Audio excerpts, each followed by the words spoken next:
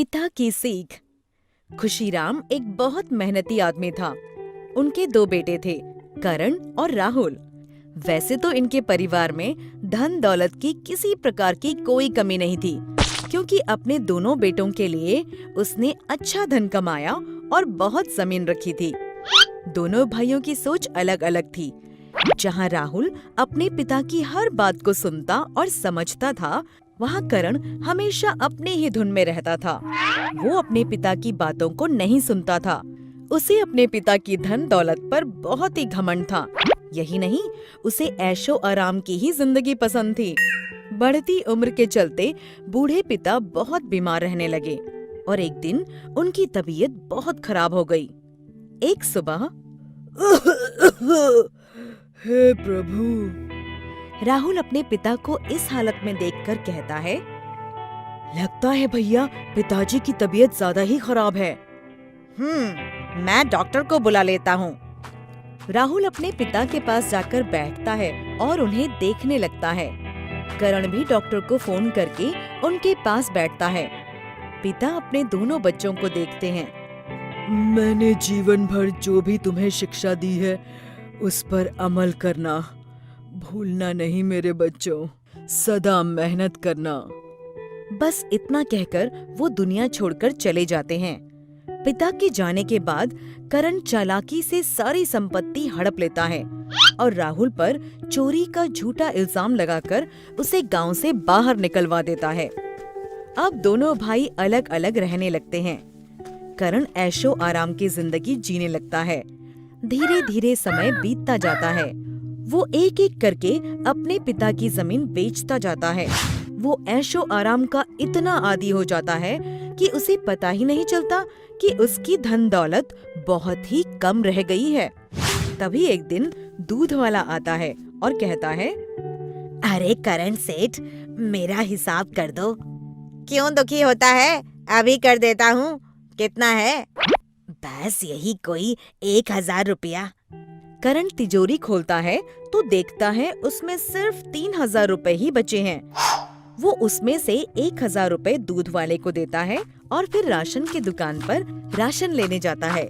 जब वो राशन की दुकान पर पहुंचता है तो लाला उसे कहता है, आओ आओ करण सेठ, क्या सेवा करूं? लाला 2-2 किलो चावल, आटा और घी बंधवा दो।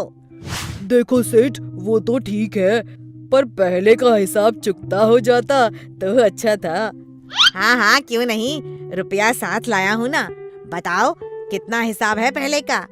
पहले के 850 रुपए और अब के 300, तो हो गए 1150। ये सुनते ही करण सोचकर कहता है, लाला, वो सामान 2-2 नहीं, 1-1 किलो ही कर दो।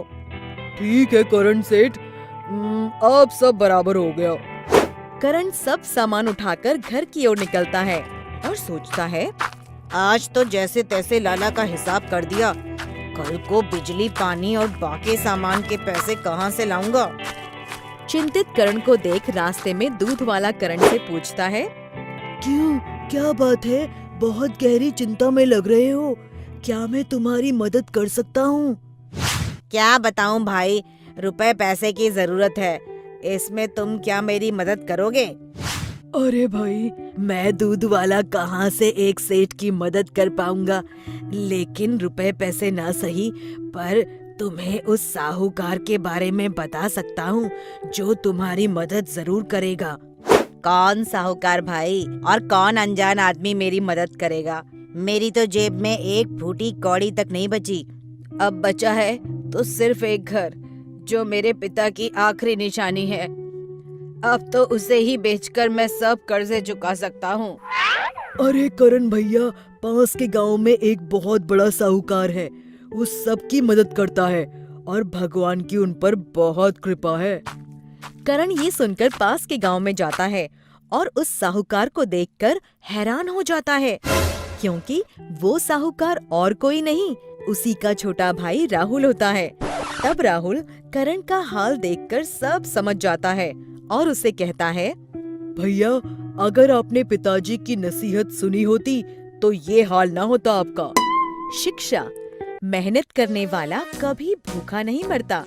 हमें सदा जिंदगी में मेहनत करते रहना चाहिए। हमें उम्मीद है बच्चों कि आपको ये कहानी पसंद आई होगी। तो कृपया हमारे चैनल को सब्सक्राइब करें और अपडेट्स के लिए बेल के आइकन पर क्लिक करें। और हाँ, इस वीडियो को शेयर और लाइक करना न भूलें। Bye bye.